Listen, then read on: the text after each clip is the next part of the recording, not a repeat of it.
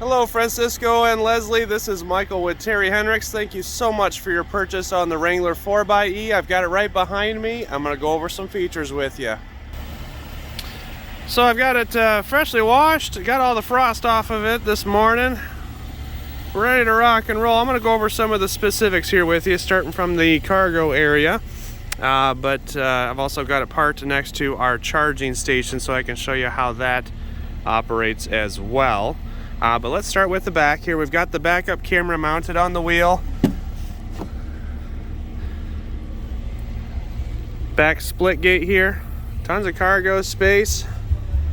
Got your Alpine speaker system here. And here is your charging connector here. So this is going to be your standard connector setup here that is standard for electric vehicles right now. And then you've got the 110 plug outlet. Standard charging time, if you're plugging it into the wall, is going to be anywhere from 8 to 12 hours depending on what kind of charge you have on it, and I'll show you how that progresses on the dash. Okay, so we have one installed here at the dealership that we can utilize in order to be able to charge electric vehicles, hybrids and stuff like that that come in. But your charging connector is going to be right here. You just push on the little door and it pops open. Now it's got a water seal cap so that no water gets in there, messes it up. I mean, it's a Jeep, so you're going to take it off-road, right? So again, lining up the plug here, just push in and you should be able to see this come on. This is going to show you that it's multicolor setup. Means that it's searching for the charge, detecting, and at this point when it's green like that, means that it's charging. That's not your only indicator though. You can see up top here that it is blinking. Now I've got 5 lights essentially on there, 4 with 1 blinking. That's showing that you're just topping off the charge. On the left hand side of this little row of lights here, if you've got no charge, it's going to start off blinking the one on the left, and then just like your cell phone, adding charge as it goes. So that's a great indicator right there.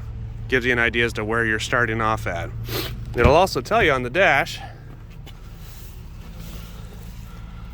plugged in, estimated time to 100%, 23 minutes. It's at 96% right now. Shows that it's connected here with that green plug, and then obviously your door is open at that point, but it's going to give you a time estimate right on the dash. So moving on to all the features down here, your different modes. Okay, so since I'll be doing mostly the rest of the details on the inside of the vehicle here, I'm going to have all the stuff turned down here. We've got 4 different buttons here. Now this is a new one for the Jeeps. Normally you don't have to press a button in order to be able to do the fuel door release, but in this case, because of the hybrid setup, press that and the gas cap will open whenever you need to fuel it. I've got 3 different modes. We got hybrid, electric, and e-save. Hybrid is going to be a combination between your battery and your gas, and you can probably hear that it just kicked over from gas into full battery hybrid, or full battery usage on this mode.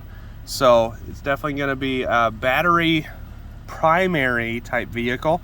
So anytime you start the vehicle, 9 times out of 10 you're going to have the battery usage being primary, unless it's right after a charge. In some cases it'll do the fuel right away after a charge. On the hybrid setup, it always defaults to this. Always defaults to hybrid. I believe you might be able to change it in the settings. We'll discover that as we go. Bear with me, I'm still learning these. This is going to be your full electric, so battery primary only. It will not kick over to fuel at any point in the drive anytime you're using it. Now if it goes to the point where the battery gets really low, then it's going to kick over to the fuel just as a default, but it's going to utilize the entire battery first. E-save, that is your fuel only, so you can choose to go just fuel only. It takes a second sometimes for these to switch over modes, so just keep that in mind. You might actually have to drive a block or two in order to, not even that, maybe a couple 100 feet, and it'll kick over to the fuel setup. So those are the 3 different modes. It takes a little bit of time to switch over between those. But here's your full screen setup on the dash. You've got temperature, tachometer, and you've got your average fuel economy, 27 miles available on the battery charge right there with that indicator and it being at 96%.